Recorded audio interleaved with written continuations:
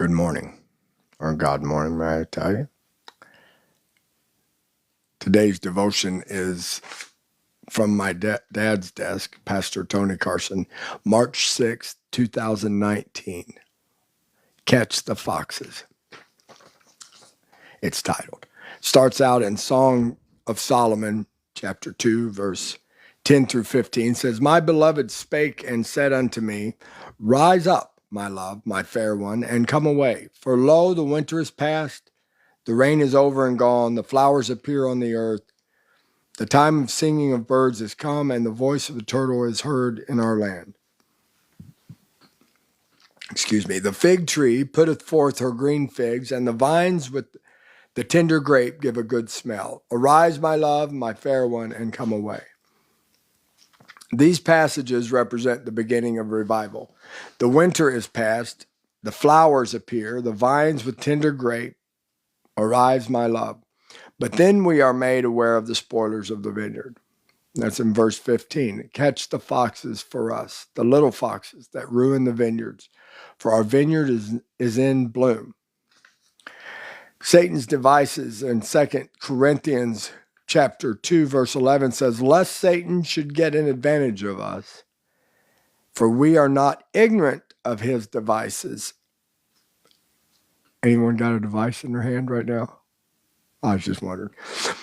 Satan is our enemy, our adversary, and these devices can be as well. I hope that you get something good out of this instead of something bad. In order for us to be successful in defeating him, we must be aware of his tactics.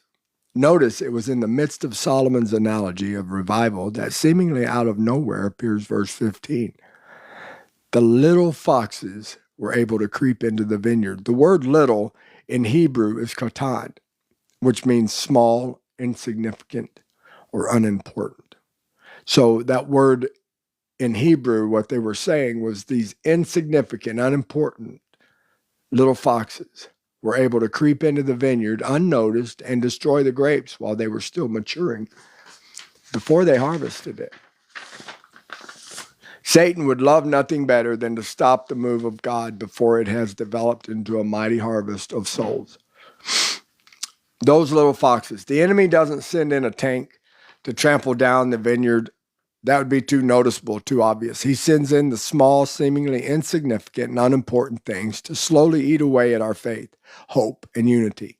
Those little foxes, fears, doubts, cares, worry, anxiety, tension, and division.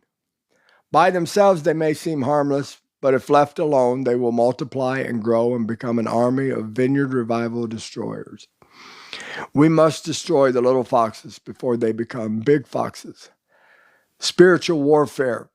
In 2 Corinthians 10, verse 3 through 5 says, For though we walk in the flesh, we do not war after the flesh. For the weapons of our warfare are not carnal, but mighty through God to the pulling down of strongholds, casting down imaginations and every high thing that exalted itself against the knowledge of God, and bringing into captivity every thought to the obedience of Christ. This is a spiritual warfare. Catch the foxes. It's not the giants. It's the grasshoppers that destroy us. And there we saw the giants, the sons of Anak, which can't come of the giants. And we were in our own sight as grasshoppers. They saw themselves as grasshoppers. And so we were in their sight. And then they go ahead and conclude what they see us like too. Numbers 13 and 33. You see at your mindset and what your perception of something, how bad it could screw everything up. These guys could have walked into the promised land. 40 years they went wandering around in the wilderness now. Mental warfare, the result of this grasshopper mindset. What is it? Here's the results of it. Numbers chapter 14, 1 through 4. And all the congregation lifted up their voice and cried, and the people wept that night. And all the children of Israel murmured against Moses and against Aaron. And the whole congregation said unto them, Would God that we had died in the land of Egypt. And they said one to another, Let us make a captain, and let us return into Egypt. This is the children of Israel when they were taken out of Egypt, went across the Red Sea, had already experienced all of these magnificent plagues that God showed his power in. Removed them from that place, walked them across dry land over a Red Sea, poured water out of a rock. I mean, just kept providing for them. Light at night, fire by night, and a cloud by day, protected on both sides. And here's their mindset. They were slaves for 400 years. So mindset, when you're bound by slavery your whole life. I was addicted to drugs and alcohol and feeling good by substance for 20-something years of my life. I'm 50 now. So half my life I was in slavery. It takes mindset change to deal with this. And you got to understand you're not fighting flesh and blood. Just as they were in sight of the promised land, 10 men attacked by fear and evil imaginations turned a congregation of millions into a fear-laden mob of rebels. Revival suffered a 40-year setback. During World War II, when Japan saw it could not defeat the Americans and Allied forces with conventional weapons, it turned to psychological warfare. This is Tokyo Rose. This propaganda, Japan thought, would break down the morale of soldiers and cause division and despair. This is how Satan is fighting the church today. Send in the little foxes, divide and conquer. Little foxes become big foxes. Hebrews chapter 12, verse 15 says, lest any root of bitterness spring up, trouble you, and thereby many be defiled. Now, it says a lot of folks, many. Many's a lot. Don't let bitterness creep inside because someone did something hard to you.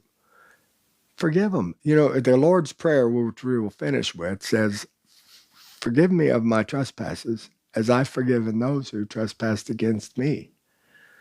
You can't go through this Christian life of yours without giving forgiveness and be forgiven at all. It's just not going to happen.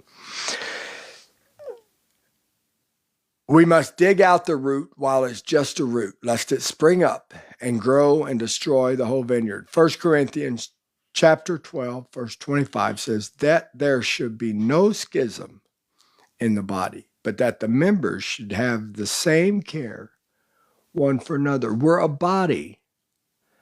My eye doesn't get mad at my hand and be like, man, he's the dumbest hand. I can't stand this hand. He gets on my nerves. So while I'm hitting, a nail, it decides to go, boom. How did I just smash my finger? Because my eye was mad at my hand? No, it doesn't happen. We're the body of Christ. So we need to be in unity and have the same care one for another. If I see my eyes hurting, I rub it clean or wash it out with water. That we take care of each other. Do not let the little foxes spoil your revival. I'm in revival over here. And I want you to be too. God bless you. Have a good day. Come back tomorrow. God day.